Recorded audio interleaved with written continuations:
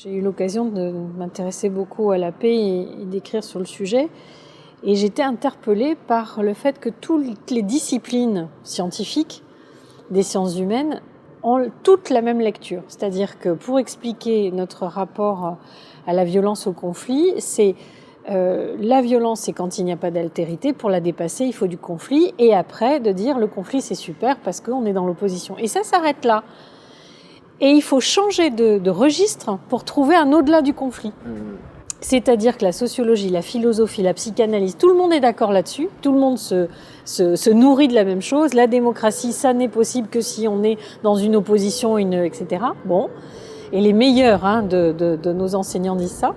Et il faut aller dans le champ de la spiritualité, au-delà des religions, pour découvrir qu'il y a un au-delà. Et qu'on peut dépasser les conflits en découvrant la paix, en découvrant la coopération, qu'elle n'est pas stérile, comme les représentations donnent à croire que la paix est stérile et qu'on sera en paix que quand on sera mort et que c'est pas intéressant, alors que pas du tout.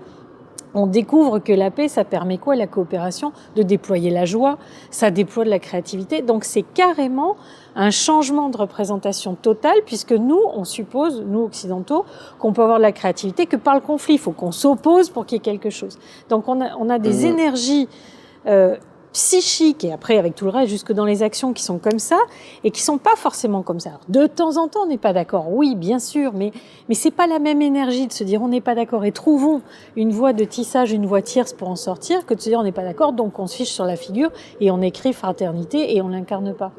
Mais moi, ça me fait réagir sur deux choses différentes. La première, c'est que je pense que la vie est porteuse des deux dimensions, en soi, la paix et la violence. Et qu'il y a un paramètre qu'on oublie souvent, c'est le temps. Et un petit garçon, une petite fille, si on revient à nos sociétés humaines, et parfois il y a des avalanches et ça crée des tranchées dans les forêts où au contraire, il y a une diversité qui revient. Eh bien, il y a un moment de la vie où le petit homme, et pas le petit homme, a besoin de se confronter pour se construire. Et les sociétés traditionnelles ont souvent construit des systèmes permettant d'encadrer ça, mais ne le refusant pas, ne le niant pas. Et c'est des moments d'expérience qui sont parfois très forts. C'est des rituels, c'est des pratiques, c'est la première chasse, c'est des confrontations à la vie qui construisent.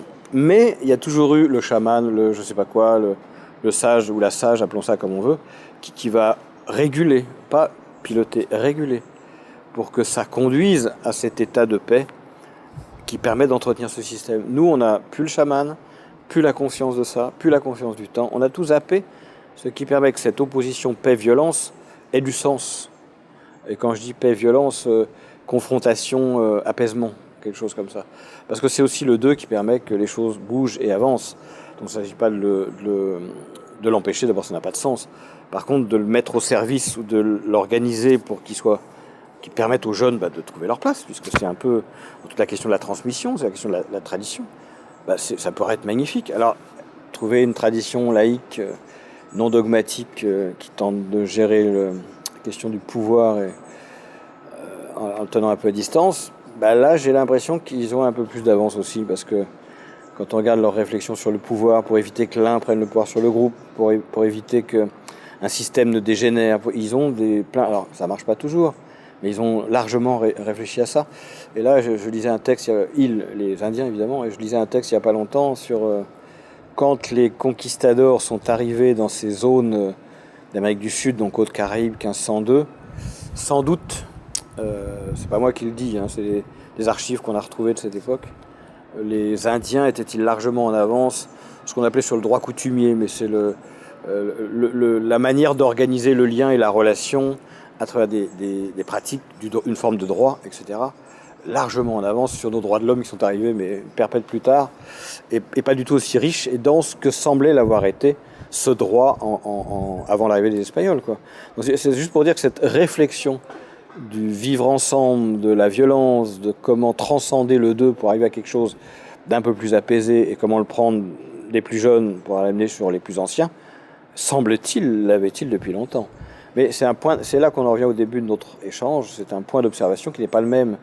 Nous, on a un point d'observation externe sur le monde et les choses, et eux, ils ont un point d'observation sur l'intérieur des choses. Et c'est deux points d'observation qui, peut-être aujourd'hui, auraient intérêt à se rencontrer.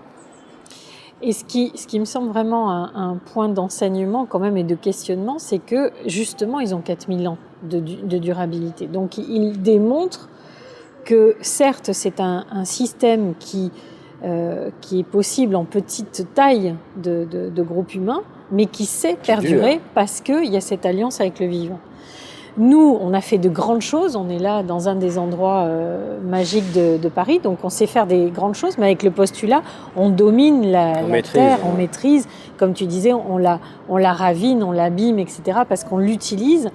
Et quelque part, à chaque fois qu'on fait ça, nos civilisations meurent. Donc il y a quand même quelque chose de visiblement anthropique dans cette démesure et dans cette volonté de malmener. Et quand tu parlais de violence, je ne sais pas si c'était quand on s'est dit ou si c'était juste avant, tu parlais de violence à la terre, et je suis aussi interpellée par les violences faites aux femmes, parce qu'il y a quelque chose de très similaire là-dedans. Pour moi, c'est presque la même chose. Voilà. Et je pense que quand on parle de se réapproprier le féminin, ça me convient pas trop, parce que on maintient la dichotomie comme si le masculin était ceci, le féminin était... Pour moi, c'est pas ça. C'est si on revient à des valeurs de vie. Pour moi, les valeurs de vie, c'est comment je fais perdurer le vivant. Et effectivement, il y a les valeurs de mort qui sont dans le système global de la vie et qui vont, elles, amener plus vers la destruction, etc. Donc, elles ne sont pas à nier, mais elles sont simplement accompagnées. Et ce que tu disais, c'est que les Indiens Kogi ont pris simplement le substrat fondamental de vouloir la paix et de savoir composer avec notre pluralité humaine, notre complexité comme celle du vivant. Alors que nous, avec le darwinisme mal compris, on a fait le contraire. On est parti de quelque chose de violent et on veut tout dominer avec quelque chose d'anthropique qui bouffe tout, qui consomme tout et qui met tout le monde en obsolescence programmée, les humains aussi. Il y a une chose pour moi qui est clé en plus, j'ai l'impression qu'il porte, parfois je me méfie, mais je crois que oui. C'est deux choses. À un moment, il y a des formes de hiérarchie, mais pas au sens chef, sous-chef, au sens fonctionnel, et selon les contextes, une personne va prendre un pouvoir, mais parce que c'est le contexte qui l'appelle. Mais bref, quelqu'un qui a relativement de pouvoir dans cette société-là va être capable, en toute humilité et sans le dire, et sans en faire état, de faire les travaux les plus humbles, sans que ça se voie, et sans que ce soit mis en avant. Donc il y a une humilité. Ils sont toujours dans le faire. Même le plus grand chaman, tout ce qu'il va faire le plus humble, il va le faire parce qu'il faut le faire, parce que c'est important de le faire et de contribuer. À tel point que souvent, quand j'en rencontre des grands, il y a un village dans lequel j'ai été, j'ai le quai, pendant 5-6 ans. Et un jour, je vois un vieux monsieur, tout d'un coup, qui rentre dans mon champ de vision. Et je demande, mais c'est qui lui ? Mais c'est le chaman qui t'accueille dans ce village depuis 5 ans. C'est-à-dire que je n'avais même pas vu qu'il était là. Ça, c'est pour l'humilité. Et ensuite, c'est l'humour. À un moment, je faisais des photos avec eux et il y a un jeune Kogi qui me traduit souvent, qui me dit il y a un problème. Ah, c'était un rituel. Je dis, qu'est-ce que j'ai fait qu'est-ce qu'il y a quoi ? Quel est le problème ? Non, tu as juste posé ton sac de photos sur un gros caca et ça pue et ça emmerde tout le monde. Et donc tout le monde a éclaté de rire. C'est une manière de dire la matière, elle est là. Il y a des petits problèmes, on peut en sourire, on les règle. Et on peut aussi s'élever spirituellement. C'est cette capacité à être dans l'ancrage, dans l'humour, le recul, dans l'humilité et dans l'élévation spirituelle. J'aime bien cette humilité, j'aime bien le caca, c'est l'extrêmement extrême, voilà, qu'on voit pas, mais il est là, il fait partie de la vie, on va pas se rouler dedans, mais on le gère, on sourit, on l'enlève, puis on passe à autre chose. Voilà, nous on a tendance à se distancier. Il n'y a pas de dichotomie en fait. Tout est là, tout a sa place, tout peut être pris avec humour, ce qui n'est pas moquerie, c'est d'abord de l'humour sur soi, et voilà, mais pas sur les autres. Et puis il y a des exigences de faire, pour se protéger, pour se nourrir, pour se soigner, il faut faire. Et le plus grand des chamans, il fait. Il nettoie les chiottes, il construit la maison, il fait. Et je pense que là-dedans, même dans nos processus d'éducation avec nos jeunes, on aurait à apprendre. On aurait beaucoup à apprendre. Si on faisait un mot de la fin, un mot de conclusion, qu'est-ce qui te semblerait important de dire, que tu aurais envie de dire spontanément ?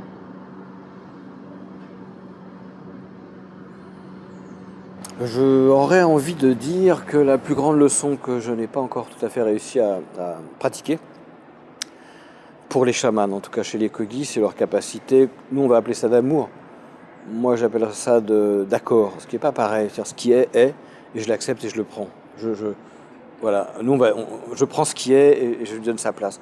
Moi je sais que quand je suis arrivé chez eux, je devais être un con fini, je suis sans doute toujours, mais je m'en rends compte, le grand pas. Et ils m'ont toujours accepté, ils m'ont toujours accompagné, ils m'ont toujours donné, ils m'ont toujours laissé ma chance. Ils m'ont dit les étrangers qui sont passés avant n'ont jamais tenu leur parole, mais toi tu n'es pas porteur de leur histoire, donc on te redonne ta chance. C'est une forme d'accord, acceptation, presque d'amour. Et accepter ce qui est, je crois qu'il n'y a pas d'autre enseignement. Je te remercie. Mais de rien, c'était un plaisir. Merci beaucoup.